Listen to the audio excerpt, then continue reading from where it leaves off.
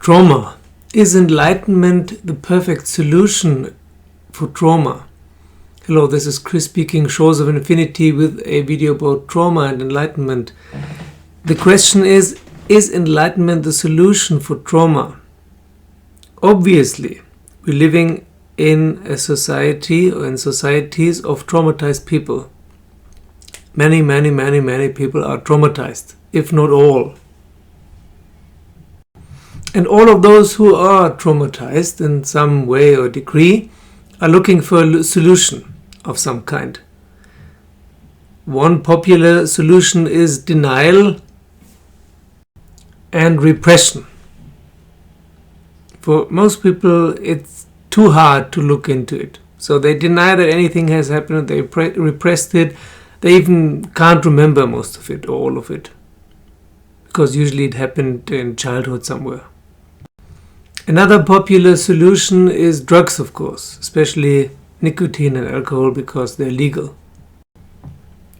Another solution that only exists for about 120 years is some form of psychotherapy. And there are some people who try to find their own way, compensate it somehow. Compensation by working a lot, by being financially successful and so on, or doing some very dangerous sport or dangerous holiday activities, or joining the military. And then the last solution that becomes more and more popular now is the search for enlightenment. And here we will not look into the previous solutions and how well they work or how badly they work. Often only into the enlightenment issue. Does enlightenment fix your trauma problems? Or can it fix it? Well, the danger here is, of course, again, spiritual bypassing. In this context, spiritual bypassing means that you're telling yourself, because you're doing meditation and chakra healing and whatever kind of spiritual practices and reading books and doing courses and stuff, because you're doing that, you're free from your trauma. Because you're a spiritual person, it means that the intense lack of self-respect, self-value, self-confidence is exchanged with a spiritual value and worth. And now you can feel good about yourself because you're a spiritual person, you're something special, and this will even out your inner feelings of lack and shame and guilt and anger and grief and self-pity. This will not work. This will of course not work. Shame and guilt, which are always at the bottom of the trauma pit, will not vanish by doing meditation. So, but let us assume that you're not spiritual bypassing, that you really look into the pain, into the darkness, into the dark abyss of whatever caused your trauma, and you're on a spiritual path, on your spiritual path,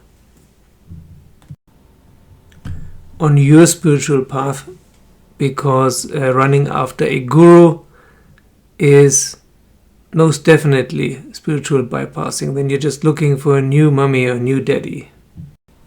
But let us assume that you're not spiritual bypassing and that you're not looking for a better mommy or daddy in any guru than you had when you were small. That you're on a real functional spiritual path, but you also had trauma in your past. And will this enlightenment path heal and fix your trauma? Will you get out of the trauma treadmill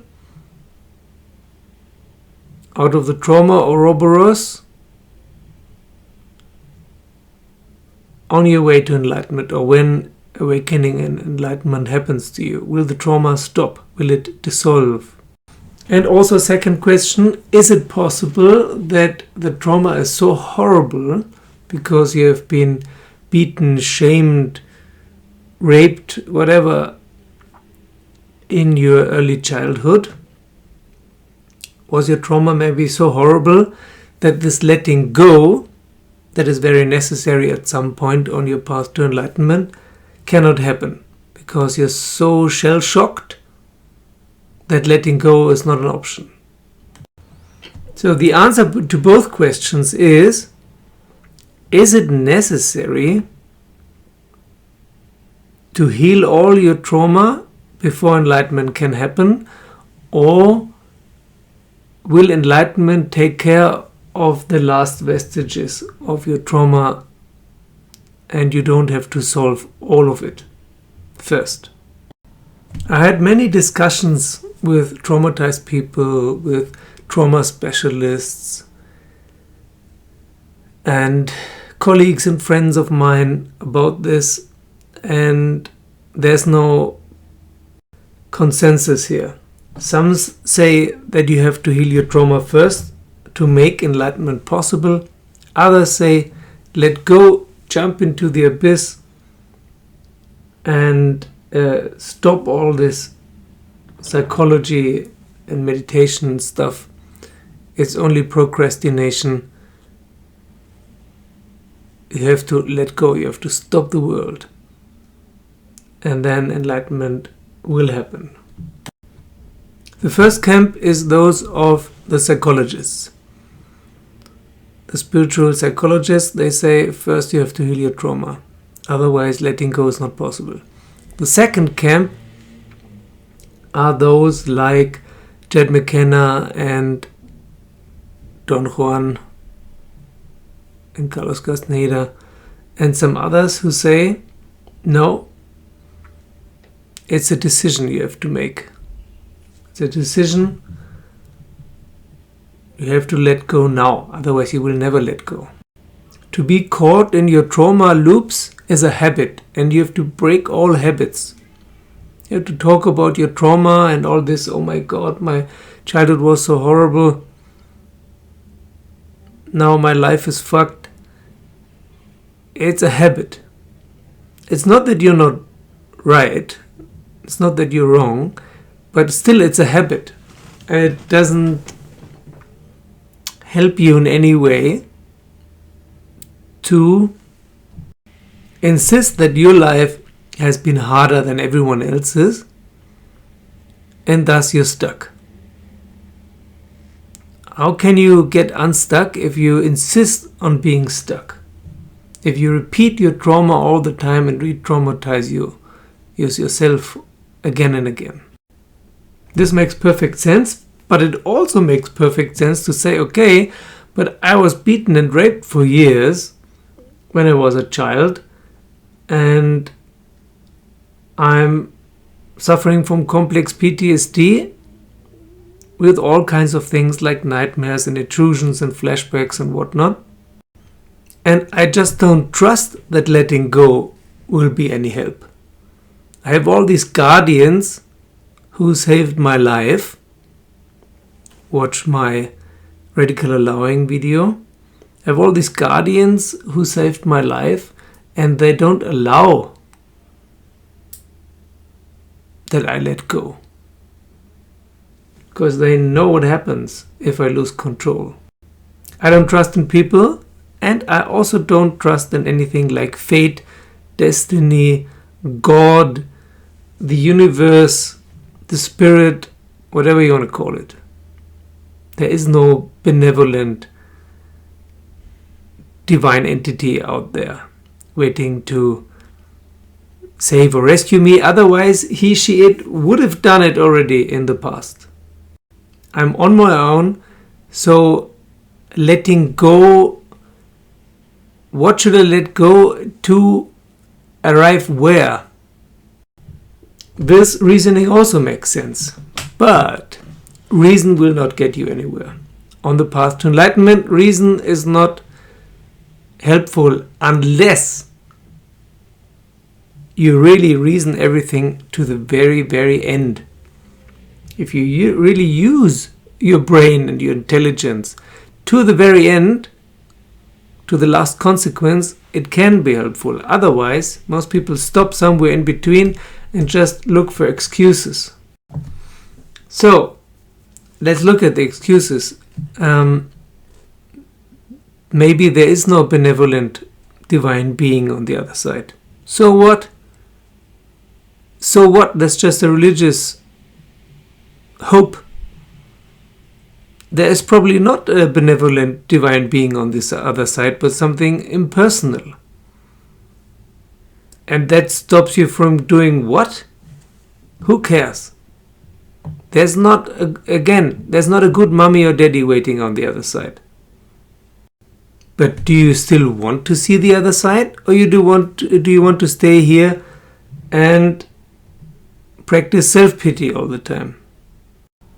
You will find enough people here who agree with you that your childhood was crap, or even a horror, a complete and utter horror. Yes, you will find people here who agree with you. And then what? That helps you how exactly? What you probably want is an apology by your real life mom and dad, or even stepdad or stepmom. And maybe you will get it, but most probably you won't. Because if your parents or step-parents or whoever it was, your uncle or what, were so horrible, they were probably psychopaths, and they will not apologize. So you got dealt bad cards in this card game, and no one told you the rules. You want to keep playing this unfair card game, or you want to exit the game? That's the question here. And what do you need to exit it? What do you need now to leave the game, to decide to leave the game, to stop repeating your loop, and to enter the other world, the other reality, which is some people call enlightenment, or the subtle realm, or the mental realm, the causal realm, the divine, the absolute, whatever you want to call it. What do you need now to go there? What holds you back, really? Do you really need someone who tells you, okay, your life sucks. You really had a horrible childhood. Your chances of happiness are very low. Okay, if you need someone to tell you that, I'm telling you this now. Okay, now everything is fine. Can you leave it now and move on towards enlightenment? What if it's really a decision to continue with your suffering, or to go somewhere else where there is less suffering? Because emotions are not that important there. Intuition is. And I'm not recommending a running away here, which would be against spiritual bypassing. It's not that I say, okay, on the other side everything is cool, so run away from here to the heaven over there and everything will be great. No, it doesn't stop like that. What you have to let go of is this pain, and also this self-pity and self-deprecation and shame. What you need is to forgive yourself, not others. Screw the others. They treated you like shit. You can't change that now. You can't change the past, but the past is not happening now. Now is happening now. Don't try to change the past. Try to change yourself now. Forgive yourself. Everything you did up till now was correct. It was the right thing to do because you didn't know any better. You're perfect as you are. Everything is perfect the way you did it. Now the question is, do you want to continue knowing that this, what you have been doing so far, doesn't work, or you want to do something else. Before you didn't know it, that it didn't work. You did your best. Now you know that it doesn't work. Do you want to still keep trying out if it works after all, maybe magically, surprisingly? Or do you want to do something else? These are, in my view and my experience with myself and many others, the questions that hold you back and bring all this instability. The instability to your spiritual path, with going back and forth and up and down like a roller coaster. And this is, as I've mentioned before, also the reason why I'm offering a spiritual maintenance course from December onwards for a few months to bring you stability. This is not a trauma healing course. This is not any kind of teaching. It's only a support of maintenance, of staying on your level or going upwards slightly, step by step, without falling back all the time in your old habits and traps and loops. So thank you very much to all my Patreons. Thank you for joining me as a Patreon. Thank you for liking and subscribing, and see you soon.